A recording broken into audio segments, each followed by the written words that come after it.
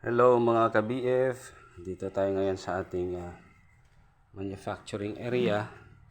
Ito po yung mga bioorganics concoctions na ginagamit natin kapag tayo po ay nagre-rescue para po maampat natin ang mga peste at sakit sa inyong mga crops.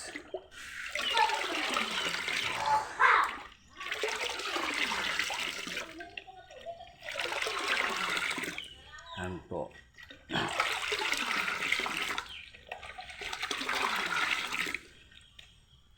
Papackaging na po natin yan later after po natin ma-activate